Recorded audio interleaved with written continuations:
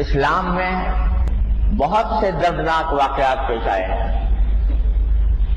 کتنے صحابہ کرام اللہ تعالیٰ کے راستے میں شہید ہوئے. حضرت فاروق اعظم رضی اللہ تعالیٰ عنہ خلیفہ راشد، ان کو محراب کے اندر شہید کیا گیا خلیفہ ہونے کی حالت میں، اور اتفاق سے وہ بھی محرم کے مہینے میں شہید ہوئے. اللہ تعالیٰ نے ان کو بھی اپنے پاس بلانے کے لیے محرم کا انتخاب فرمایا تھا. حضرت عثمان غنی رضی اللہ تعالیٰ عنہ کو شہید کیا گیا، مظلوم طریقے، ظالمانہ طریقے پر شہید کیا گیا، اور نہ جانے کتنے المناک واقعات دکھا. اسی طرح کربلا کا واقعہ بھی بڑا المناک، اور حضرت حسین رضی اللہ عنہ کی شہادت اور حضرت حسین کے مظلومانہ طریقے سے شہید ہونے اور ان کے پیاسے رہنے وغیرہ کے جو واقعات ہیں، یہ ہماری تاریخ کا المیہ ہے، المناک واقعات. لیکن شریعت نے کسی بھی واقعے پر ماتم کرنے کا اور اس طرح شوق منانے کا کہ جس سے آدمی اپنے گریبان چاک کرے، اپنے سینہ پیٹے، اس کی قرآن کریم اور نبی کریم سرور عالم صلی اللہ علیہ وسلم نے ممانعت فرمائی تھی.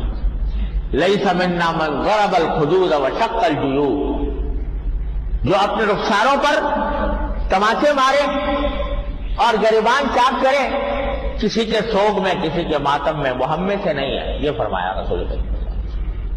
اور خود حضرت حسین رضی اللہ تعالیٰ عنہ نے جو خطبہ دیا ہے آخر میں، اس میں جو وصیت فرمائی ہے، اس وصیت کے اندر یہ بات بھی داخل ہے کہ اگر میں شہید ہو جاؤں تو میرے اوپر اس طرح کا نوحہ مت کرنا جو جاہلیت کے زمانے میں لوگ کیا کرتے تھے. اس سے ممانعت کی ہے. تو یہ بے شک حضرت حسین رضی اللہ تعالیٰ عنہ کی شہادت بڑا عظیم المناک واقعہ ہے، لیکن اس کے اوپر اس قسم کے طریقے اختیار کرنا جو خود رسول کریم صلی اللہ علیہ وسلم کے اور خود حضرت حسین رضی اللہ عنہ کے ہدایات اور تعلیمات کے خلاف ہیں، یہ بہت ہی برا طرز عمل ہے. کچھ لوگ ہیں جو یہ کرتے ہیں، اس کو دین کا حصہ سمجھتے ہیں، اپنے دین کا حصہ انہوں نے سمجھا ہوا ہے. لیکن جو حضرات کے جو اہل سنت ہیں اور نبی کریم صلی اللہ علیہ وسلم اور صحابہ کرام رضی اللہ تعالیٰ عنہ کے طریقے پر اپنی زندگی گزارنا چاہتے ہیں، ان کو اس سے مکمل پرہیز کرنا چاہیے اور اس سے اپنے آپ کو دور رکھنا چاہیے. البتہ یہ ضرور ہے کہ ہر ایک آدمی اپنے کیے کا مکلف ہے.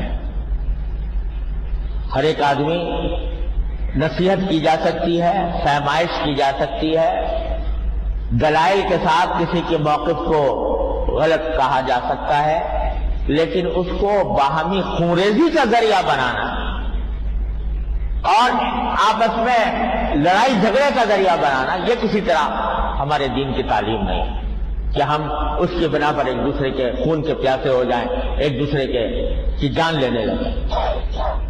افسوس ہے کہ جب محرم کا مہینہ آتا ہے تو یہ خطرے محسوس کیے جاتے ہیں کہ کہیں آپس میں لڑائی اور خونریزی شروع نہ ہو جائے. تو یہ کسی طرح بھی مسلمانوں کے لیے یہ درست نہیں ہے کہ وہ خونریزی کا ارتکاب کریں یا دوسروں کے جان مال پر حملے کریں. ہاں، جو اپنا موقف ہے، اپنا عقیدہ ہے، اپنا جس کو ہم قرآن و سنت اور نبی کریم صلی اللہ علیہ وسلم کی تعلیمات اور صحابہ کرام کے طرز عمل کے مطابق سمجھتے ہیں، وہ ہم نہ صرف بیان کرنے کا حق ہے بلکہ دوسروں کو فہمائش کا بھی حق ہے، دوسروں کو اس کی تبلیغ کا بھی حق حاصل ہے. لیکن ایسا انداز نہ ہو کہ جس سے آپس میں خونریزی کا ارتکاب ہو جائے. یہ ہیں چند باتیں جو محرم کے مہینے سے متعلق کرنی ہے. خلاصہ اس کا یہ تھا کہ محرم کے مہینے میں اللہ کا نبی کریم صلی اللہ علیہ وسلم نے روزہ رکھنے کی خصوصی فضیلت بیان فرمائی ہے. رمضان کے بعد سب سے زیادہ فضیلت کے روزے محرم کے روزے ہیں، اور خاص طور سے عاشورہ کا روزہ. بہتر یہ ہے کہ 9 یا 10 کا روزہ 9 یا 10 سے 10 اور 11 کر ملا کر رکھا جائے، اور جائز یہ بھی ہے کہ تنہا رکھ دیا جائے. اور اس کے علاوہ عاشورہ کے دن اپنے گھر میں کچھ اپنے اہل و عیال کے لیے کچھ بہتر نفقے کا انتظام کرنا، یہ بھی احادیث سے ثابت ہے۔ اس کے علاوہ جتنی باتیں لوگوں نے گھر رکھی ہیں ان کا دین سے کوئی تعلق نہیں ہے۔ اللہ تبارک و تعالیٰ اپنے فضل و کرم سے، اپنی رحمت سے ہمیں اس مہینے کی صحیح برکات حاصل کرنے کی توفیق عطا فرمائے اور خرافات اور ناجائز امور سے بچنے کی توفیق عطا فرمائے۔ وآخر دعوانا الحمدللہ۔